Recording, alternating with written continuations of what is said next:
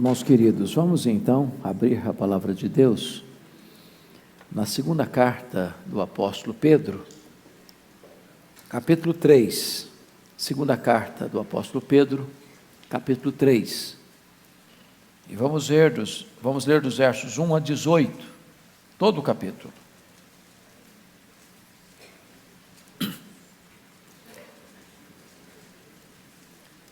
Lido o texto, não feche sua Bíblia, por favor. Nós precisamos sempre ter o hábito de ouvir a mensagem com a Bíblia aberta, conferindo no texto o que está sendo pregado. Está escrito: amados, esta é agora a segunda epístola que vos escrevo. Em ambas, procuro despertar com lembranças a vossa mente esclarecida, para que vos recordeis das palavras que anteriormente foram ditas pelos santos profetas, bem como do mandamento do Senhor e Salvador, ensinado pelos vossos apóstolos, tendo em conta, antes de tudo, que nos últimos dias virão escarnecedores com os seus escárnios, andando segundo as próprias paixões, e dizendo: onde está a promessa da sua vinda? Porque desde que os pais dormiram, todas as coisas permanecem como desde o princípio da criação. Porque deliberadamente esquecem que de longo tempo houve céus, bem como terra, a qual surgiu da água e através da água pela palavra de Deus, pela qual veio a perecer o mundo daquele tempo afogado em água. Ora, os céus que agora existem e a terra, pela mesma palavra, têm sido entesourados para fogo, estando reservados para o dia do juízo e destruição dos homens ímpios. Há todavia uma coisa, amados, que não deveis esquecer, que para o Senhor um dia é como 1000 anos, e 1000 anos como um dia. Não retarda o Senhor a sua promessa, como alguns a julgam demorada. Pelo contrário, Ele é longânimo para convosco, não querendo que nenhum pereça, senão que todos cheguem ao arrependimento. Virá, entretanto, como ladrão o dia do Senhor, no qual os céus passarão com estrepitoso estrondo, e os elementos se desfarão abrasados. Também a terra e as obras que nela existem serão atingidas. Visto que todas essas coisas hão de ser assim desfeitas, deveis ser tais como os que vivem em santo procedimento e piedade, esperando e apressando a vinda do dia de Deus, por causa do qual os céus incendiados serão desfeitos, e os elementos abrasados se derreterão. Nós, porém, segundo a sua promessa, esperamos novos céus e nova terra, nos quais habita a justiça. Por essa razão, pois, amados, esperando essas coisas, empenhai-vos por serdes achados por Ele em paz, sem mácula e irrepreensíveis. E tende por salvação a longanimidade de nosso Senhor, como igualmente o nosso amado irmão Paulo vos escreveu, segundo a sabedoria que lhe foi dada, ao falar acerca destes assuntos, como de fato costuma fazer em todas as suas epístolas, nas quais há certas coisas difíceis de entender, que os ignorantes e instáveis deturpam, como também deturpam as demais escrituras para a própria destruição deles. Vós, pois, amados, prevenidos como estáis de antemão, acautelai-vos. Não suceda que, arrastados pelo erro desses insubordinados, descaiais da vossa própria firmeza. Antes, crescei na graça e no conhecimento de nosso Senhor e Salvador Jesus Cristo. A Ele seja a glória, tanto agora como no dia eterno. Amém. Irmãos, nós vamos tratar hoje sobre a segunda vinda de Cristo. A segunda vinda de Cristo é a acrópole de toda a doutrina cristã, é o ponto culminante da esperança cristã. é a consumação gloriosa de todas as coisas. Esse vai ser o dia mais estupendo e extraordinário da história da humanidade. É bem verdade que vai ser dia de luz para uns e dia de trevas para outros. Dia de exultação indizível para uns e dia de terror sem fim para outros. A nossa esperança está nesse glorioso dia. Isso significa que a história da humanidade não está sem rumo. A história da humanidade não é um caminhão sem freio ladeira abaixo. A história da humanidade não está dando volta em círculos. A história da humanidade caminha para uma consumação final. E lá está a vitória retumbante de Jesus Cristo e da sua igreja. É sobre este magno assunto que Pedro vai tratar nesse capítulo. Talvez nenhum texto, e com certeza, nenhum texto da Bíblia tem imagens tão vívidas, tão fortes, tão eloquentes desse glorioso dia, como esse que nós acabamos de ler. Agora notem comigo, que Pedro começa assim: amados, esta é agora a segunda epístola que vos escrevo. Em ambas procuro despertar com lembranças a vossa mente esclarecida. Pedro é um pastor, e um pastor mestre, e um pastor que cuida de ovelhas, sabe de uma coisa: a nossa memória é curta. E nós precisamos ser relembrados, e relembrados, e relembrados, e relembrados das mesmas verdades magnas da fé cristã. Não fique aborrecido com o seu pastor se você escutar um sermão pela segunda vez. Seu pastor e você precisam disso. Os apóstolos fizeram isso. Pedro não está aqui ensinando uma novidade.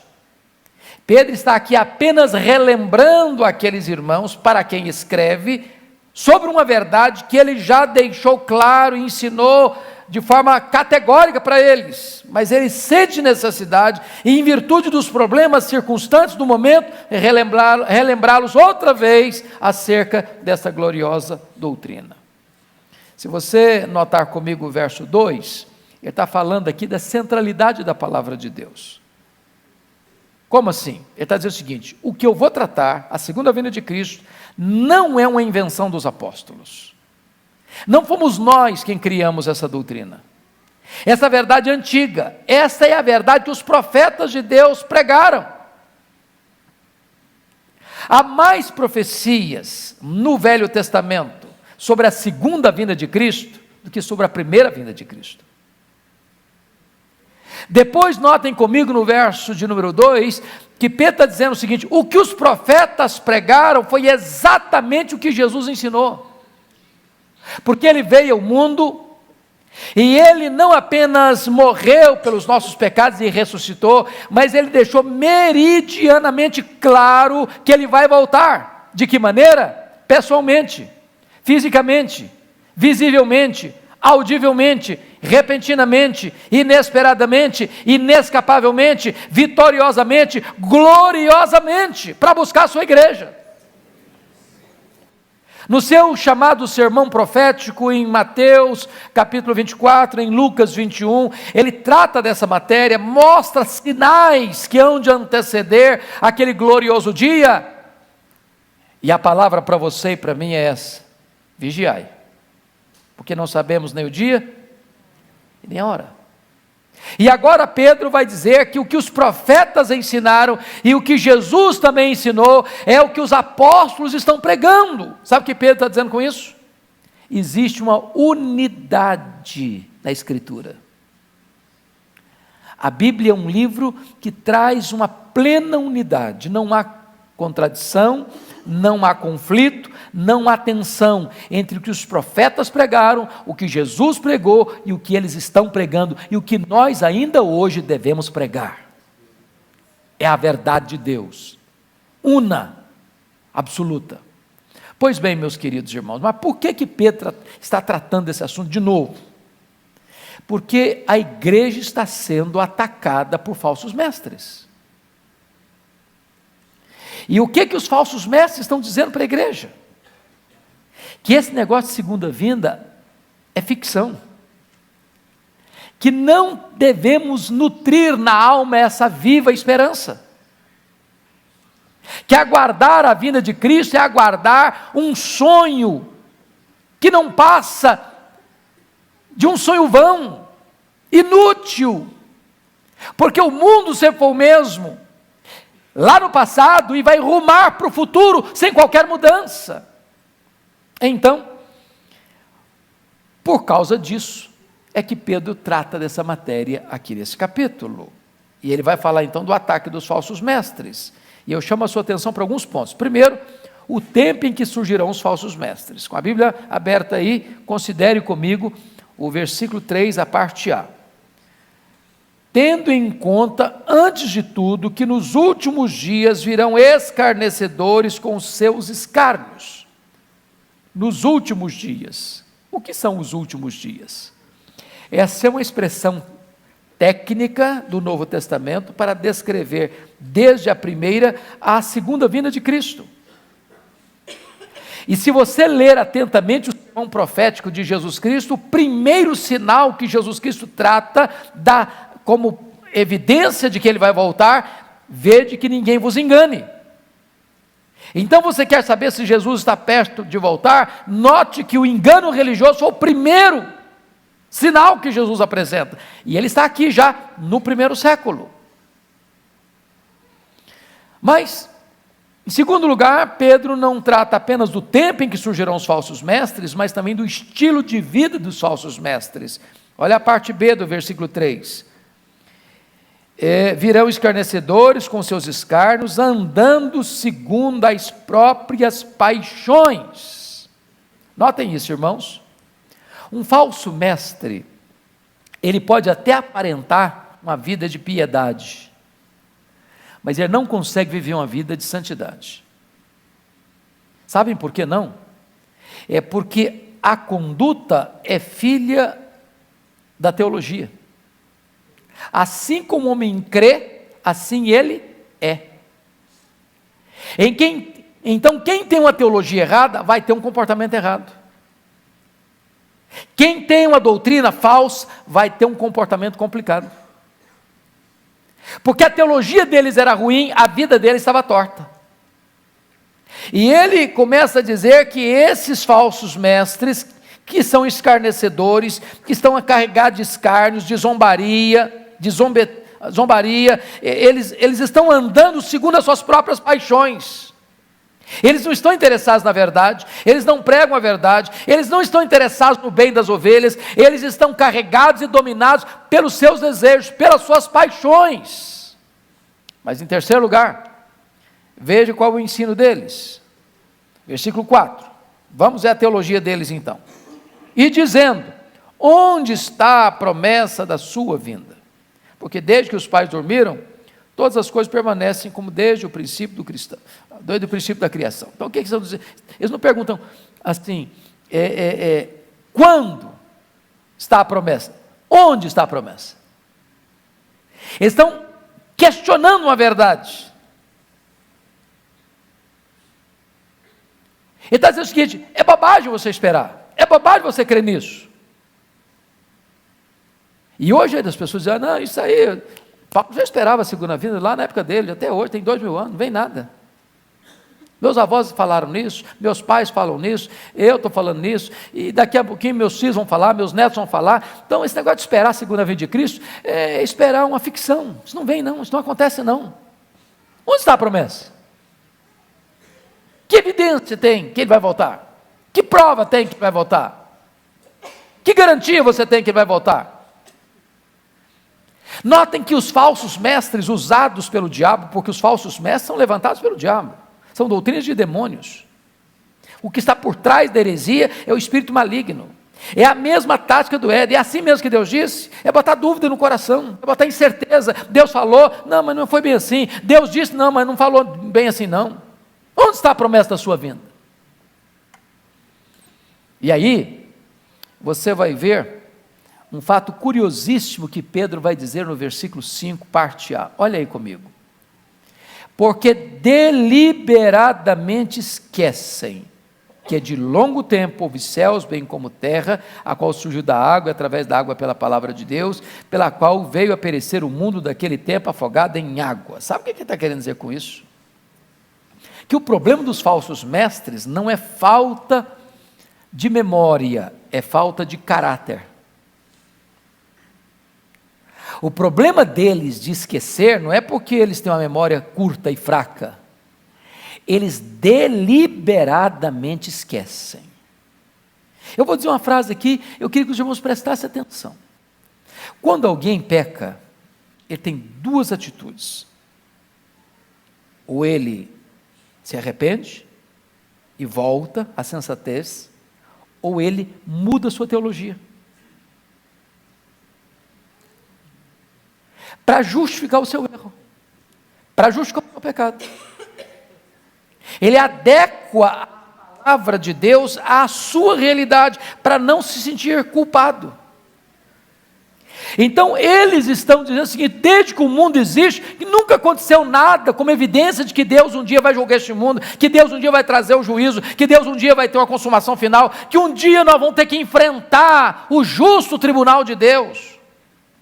Aí eles deliberadamente esquecem que o mesmo Deus que criou este mundo pela palavra, por essa mesma palavra, já trouxe um juízo no mundo, no dilúvio. E o mesmo Deus que trouxe um juízo lá no passado, é o mesmo Deus que trará pela mesma palavra um juízo no futuro. Deus é consistente. Deus é consistente. Olha aí, o argumento dele, no versículo 7. Se você perceber, vejam comigo, no verso de número 5, diz que o mundo foi criado através da palavra. No verso de número 6, ele diz que o juízo do dilúvio veio por meio da palavra, juízo passado. Mas no verso 7, ele diz que o juízo futuro virá também pela mesma palavra. O que um falso mestre tenta fazer? É relativizar a palavra, é tirar a autoridade da palavra, é tirar o seu foco da palavra, é levar você para um subjetivismo ou por um experiencialismo para fora da palavra. E Pedro está pegando você e trazendo: não, vamos voltar para a palavra, porque o mundo foi criado pela palavra, o juízo do passado veio pela palavra, e o juízo futuro virá pela palavra. Não saia da palavra. O Deus que fez é o Deus que fará. Deus trará esse mundo a juízo, porque já deu evidência eloquente de que já fez isso no passado, no dilúvio, e é isso que ele fará no futuro. A única diferença é que lá atrás o mundo foi destruído pela água, e lá no final vai ser pelo fogo. Apenas a forma, mas a natureza é a mesma. Pois bem, queridos irmãos, eu chamo a sua atenção agora para esse entendimento. Tem 3 versículos aqui que eu queria que vocês lessem com voz bem audível comigo. Eu penso e creio, e eu acho que você vai concordar comigo, que nenhum filme de ficção jamais conseguiu sequer arranhar a superfície da descrição que Pedro está fazendo aqui. Então vamos ler primeiramente o versículo 7 comigo, em voz alta. Vamos lá? Ora, os céus que agora existem e a terra, pela mesma palavra, têm sido entesourados para fogo, estando reservados para o dia do juízo e destruição dos homens ímpios. Preste atenção nisso. Céus, terra, entesourados para fogo. Agora vamos ao verso de número 10, todos nós. Virá, entretanto, como ladrão, o dia do Senhor, no qual os céus passarão com estrepitoso estrondo, e os elementos se desfarão abrasados. Também a terra e as obras que nela existem serão atingidas. Você já pensou nisso? Os céus passarão com estrepitoso estrondo, abrasado. derretendo. Já pensou como é que vai ser esse estrondo? Eu estava morando lá nos Estados Unidos quando as Torres Gêmeas foram atingidas. Durante uns 3, 4 dias o país enlouqueceu. Em São Paulo, lá no passado, vocês já leram alguns, o que aconteceu com o edifício Joelma. Você já pensou o que é um incêndio universal? Embaixo e em cima, ao mesmo tempo? O céu derretendo sobre a sua cabeça? A terra pegando fogo para todo lado? Vamos ler o versículo 12. Veja se tem algum filme de ficção que consegue retratar isso. Versículo 12, vamos todos juntos. Esperando e apressando a vinda do dia de Deus, por causa do qual os céus incendiados serão desfeitos e os elementos abrasados se derreterão. Você já imaginou essa cena? No livro de Apocalipse, capítulo 6, versículos 12 a 17, a cena desse juízo é tão gráfica, tão solene, tão aterradora, que os homens das mais diferentes classes sociais, desesperados, vão buscar cavernas e não vão encontrar, vão procurar a morte e não vão encontrar, porque eles não estão com medo de morrer, eles estão com medo de enfrentar a ira do reto e santo juiz, nesse grande dia.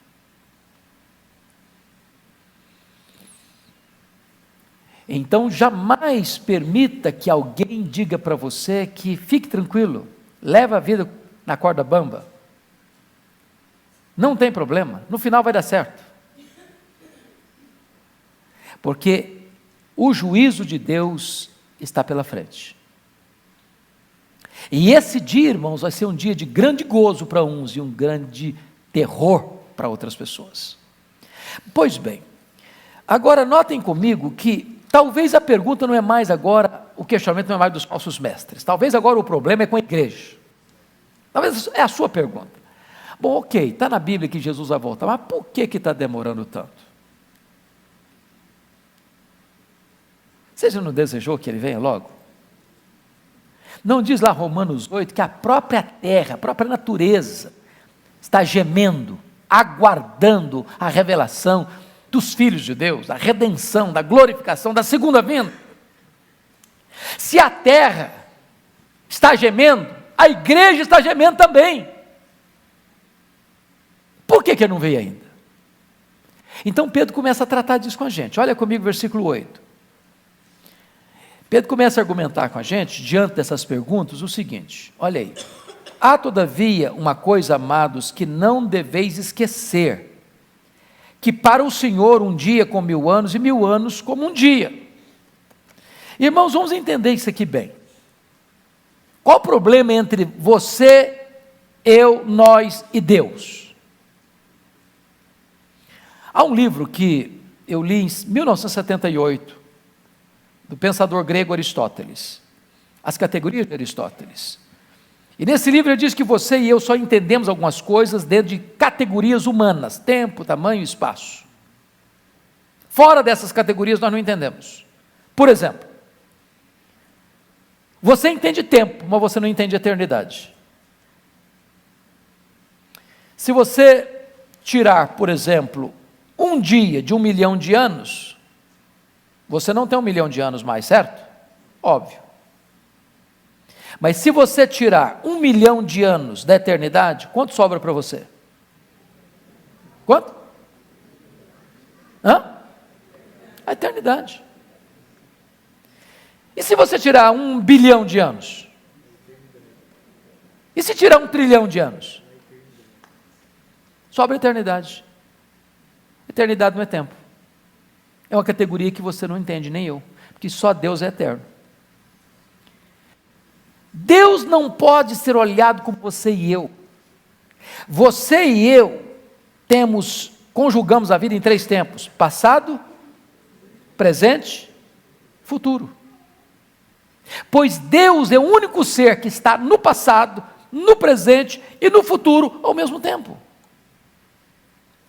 Deus não precisa prever como nós prevemos, Ele está lá no futuro. Deus escreve a história antes dela acontecer. É por isso que não há falha nas previsões divinas, nas profecias, porque está lá. Você e eu não enxergamos no escuro, você e eu não enxergamos na curva, pois Deus está no passado, Deus está no presente, Deus está no futuro, no seu eterno agora. Então para Ele, um dia com 1000 anos é como um dia. Não meça Deus numa mesma régua que você mede você. É isso que Pedro está falando. Segundo argumento de Pedro. Por que ele está demorando então? Ele responde no verso 9. Você pode ler o 9 comigo? Não retarda o Senhor a sua promessa, como alguns a julgam demorada. Pelo contrário, Ele é longânimo para convosco, não querendo que nenhum pereça, senão que todos cheguem ao arrependimento. Então Pedro está dizendo o seguinte: a aparente demora de Deus não tem a ver com Deus, tem a ver com você, tem a ver comigo. A aparente demora de Deus não é porque Deus está lá, deixa a coisa acontecer. De que eu resolver, eu vou lá resolver. Não. Deus está, numa linguagem humana, demorando para dar mais uma chance para você e para mim. Ele é longânimo. E Ele não quer que você pereça. Agora vamos entender uma coisa aqui. Com isso, Pedro não está dizendo que todos vão ser salvos então. Porque Pedro não acredita nisso, não prega isso e não ensina isso. Você pode notar logo no versículo 7. O que ele diz no versículo 7 aí? Estando reservados para o dia do juízo e destruição de quem? Dos homens ímpios. Então ele não está acreditando que todo mundo vai ser salvo, não. O que Pedro entende é que até que o último ser humano, por quem Cristo morreu, seja chamado, esse dia não vem.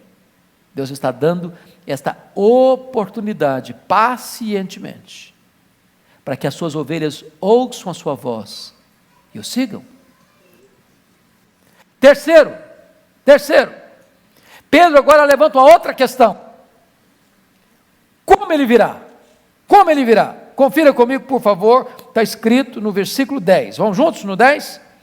Virá, entretanto, como ladrão, o dia do Senhor, no qual os céus passarão com estrepitoso estrondo, e os elementos se desfarão abrasados. Também a terra e as obras que nela existem serão atingidas. Então vamos entender uma coisa. Na língua grega tem duas palavras para ladrão. A palavra lestes é a palavra usada lá para Barrabás. Sabe o que é um lestes? É o ladrão que chega na sua cara, sol a pino, lugar público, bota um 38 na sua cara e diz: me dá o que você tem. Afrontosamente ele te toma. Ameaça você ou até tira a sua vida. Esse é o lestes, é o Barrabás. Mas lá em João 12 diz que Judas Iscariotes era o quê? Ladrão. A palavra lá não é lestes, a palavra lá é cleptes. De onde vem a nossa palavra tão bonita, né? Cleptomania. O que é cleptomaníaco? É um cara batedor de carteira. Não deixa perto dele não, que ele passa a mão. A palavra para ladrão aqui, virar como ladrão, não é lestes, é cleptes. Sabe o que é o cleptes? É aquele que chega furtivamente, sem evidência de que está chegando. É com essa sutileza rápida é que Jesus vem. Quando ele diz que vem como ladrão, ele está querendo dizer uma coisa só: a vinda dele não será óbvia, a vida dele não será esperada, não vai ser aquele dia assim tão evidente que, não, hoje, vem hoje mesmo, então, vamos todo mundo para a reunião de oração, gente, vamos fazer jejum hoje, vamos cantar louvores, vamos botar uma roupa branca e subir para o monte, vamos aguardar, porque está chegando mesmo. Não vai ser assim não. Você vai levantar de manhã, tomar café, brigar com a mulher, ou beijar a esposa, ou brigar com o marido, ou dar um abraço nele, discutir com os meninos antes para a escola, brigar no trânsito, vai ser um dia comum. Você não sabe se é de dia, se é de noite ou se é de madrugada. Mas vai ser desse jeito que ele vai voltar. Não vai ser um dia óbvio. Inesperadamente ele vem.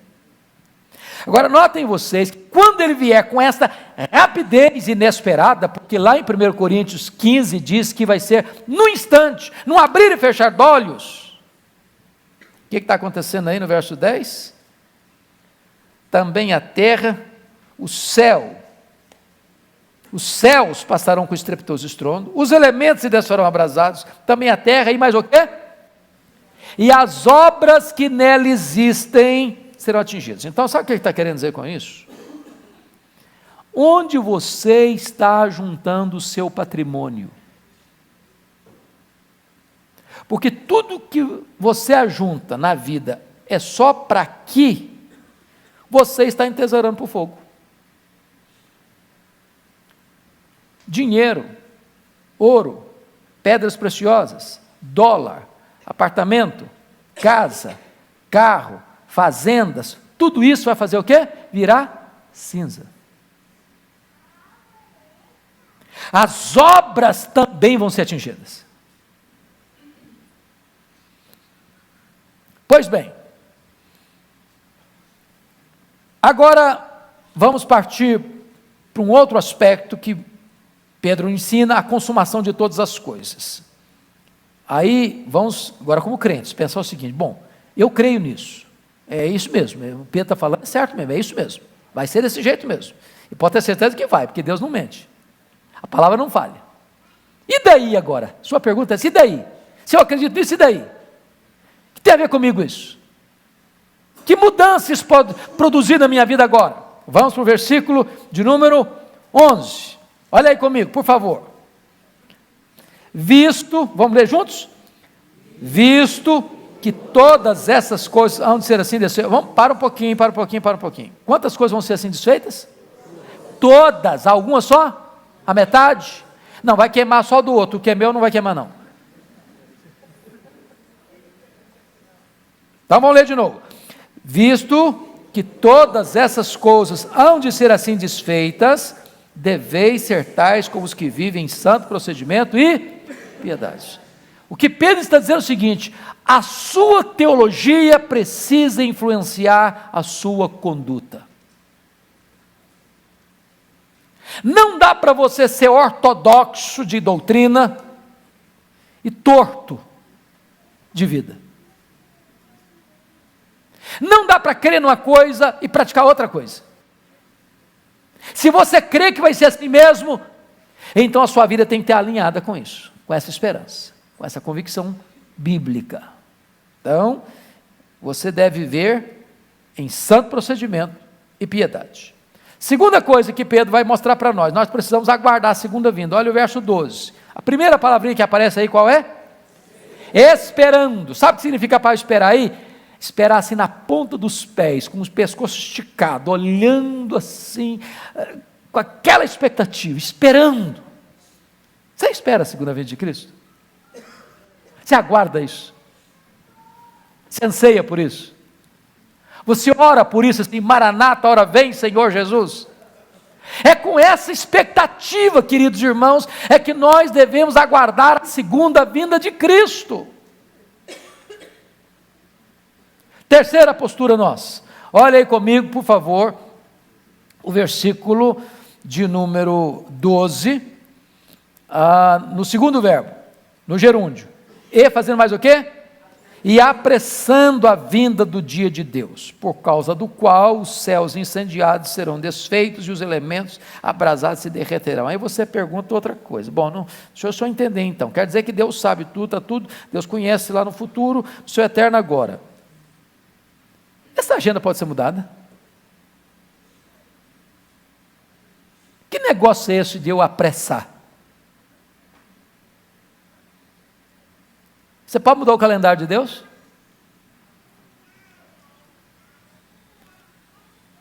Jesus Cristo, no sermão profético, diz o seguinte: o evangelho do reino será pregado em todo o mundo, e então virá o fim. Nesse quesito, Deus incluiu você e eu na sua agenda. Diz o seguinte: Deus tem os seus, e eles precisam ser chamados. Cristo morreu para comprar com seu sangue os que procedem de toda tribo, raça, povo, língua e nação.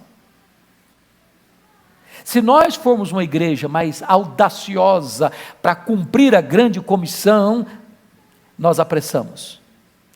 Se nós cruzarmos os braços e nos refestelar assim confortavelmente entre quatro paredes, bastando-nos a nós mesmos, nós estamos o quê?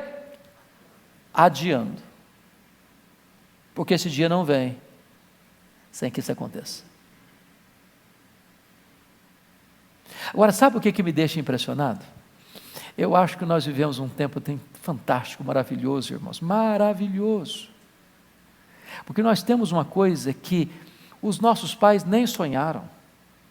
Irmãos, quando eu vi o primeiro computador na vida, eu já era pastor. Era um monstrengo, um troço horroroso de grande.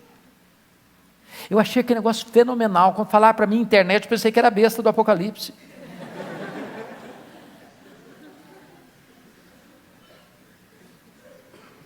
Hoje, os sermões que são pregados aqui no Conexão são veiculados por um canal de YouTube e vão para o mundo inteiro. O mesmo sermão que é pregado aqui para 300, 400 pessoas, daqui a pouquinho está sendo visto por 100 mil, 200 mil, 300 mil pessoas no mundo inteiro.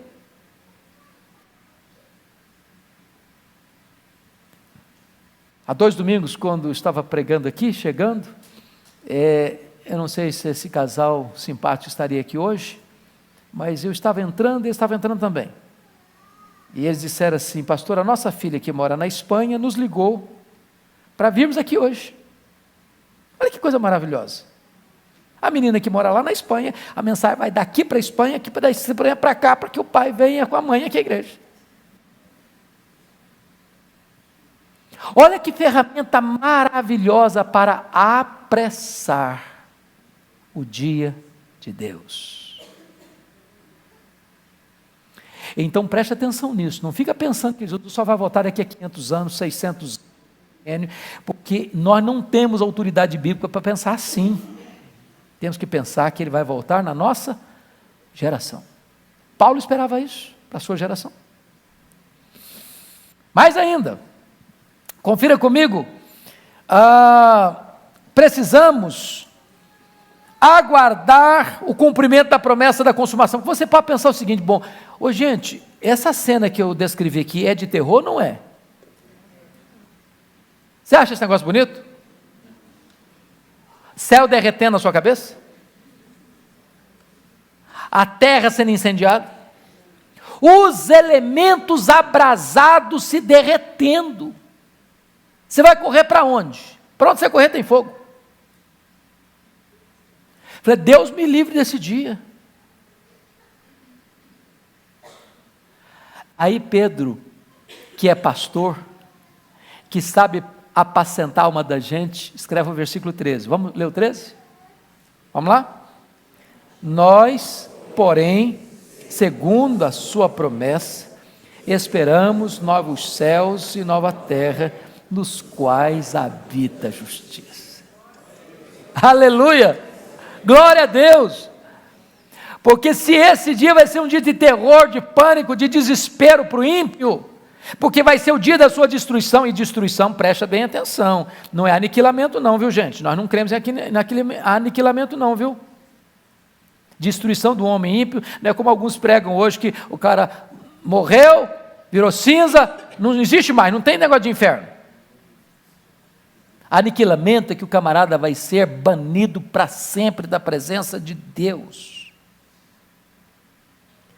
Mas muito embora esse vai ser o dia da destruição do ímpio, você e eu, pela graça de Deus, salvos pela graça, aquele dia vai ser o dia de nós entrarmos nos novos céus e na nova terra, onde habita a justiça, onde não vai ter mais lágrima, onde não vai ter mais dor, onde não vai ter mais luto, onde não vai ter mais tristeza, onde não vai ter mais adeus, onde não vai ter mais pecado, onde não vai ter mais nada contaminado, onde nós estaremos com Ele para sempre, sempre, sempre, num corpo de glória. Louvado seja o Senhor. E eu quero terminar como Pedro termina. Pedro é pastor e ele faz a mensagem e agora vai trazer algumas exortações práticas à igreja. Primeira exortação prática. Olha comigo o versículo 14. Ele está aplicando. Olha como é que ele escreve. Por essa razão, ele está trazendo as conclusões. Por essa razão, pois, amados, esperando essas coisas. Você espera essas coisas? Espera? Esperando essas coisas, empenhai-vos por serdes achados por ele em paz, sem mácula e irrepreensível. Então, para de brigar, meu irmão, pelo amor de Deus. Para de arrumar confusão. Para de ficar com picuinha. Para de ficar criando circunstância para ficar tornando a vida pesada para você e para os outros. Que Jesus, ao voltar, te encontre em paz. Larga a mão de uma vida errada, de uma vida pecaminosa. Que Deus te encontre a você e a mim sem mácula, sem mancha, irrepreensíveis. Segunda coisa, segunda aplicação prática de Pedro. Você precisa, como eu, aceitar a verdade de Deus. Olha o verso 15 e 16. E tende por salvação a longanimidade de nosso Senhor, como igualmente o nosso amado irmão Paulo vos escreveu, segundo a sabedoria que lhe foi dada, ao falar acerca desses assuntos, como de fato costuma fazer em todas as suas epístolas, nas quais há certas coisas difíceis de entender. Oh, meu Deus, que consolo para o meu coração. Pensei que só eu que achava difícil. O irmão Pedro achava também. O irmão Pedro estava lendo Paulo, mas o Paulo, Deus deu uma porção de sabedoria para o Paulo lá, que só para ele parece que deu, porque ele escreve um negócio complicado, difícil de entender. Paulo tinha uma cabeça assim diferenciada. Então não fique desesperado se você for ler Romanos, falou, meu Deus, eu não estou conseguindo entender esse negócio direito. Pedrão também não entendia tudo, não. Agora, sabe o que é maravilhoso? É que ele diz que as cartas de Paulo já eram canônicas e escritura de Deus lá no primeiro século. Já tinha o peso da inspiração divina, assim considerada pela igreja apostólica. Então fica firme nessa palavra aí. Fica firme. Para você não permitir que ninguém deturpe essa palavra e gere destruição, porque deturpar a palavra de Deus, irmãos, é dizer que ela está dizendo o que ela não está falando, ou falar o que ela está falando quando ela não está falando. Penúltimo lugar, olha a exortação dele no versículo 17, rejeita o engano, vós, pois, amados, prevenidos como estáis de antemão, acautelai-vos. Eu acho isso lindo, ele é pastor, está exortando o povo, ele está alertando o povo, acautelai-vos, não suceda que arrastados pelo erro desses insubordinados, descaiais da vossa própria firmeza. Irmão, não dê ouvidos a qualquer pessoa, que fala qualquer coisa, agarre-se na Bíblia, seja um crente bereano, não permita que os aventureiros da fé movam você para lá e para cá com todo o vento de doutrina. Não deixe a sua firmeza ser abalada. E aí ele termina esse conselho maravilhoso, o verso 18. Você pode ler o verso 18 comigo? Antes crescei na graça e no conhecimento de nosso Senhor e Salvador Jesus Cristo. E ele termina com a doxologia agora, vamos lá?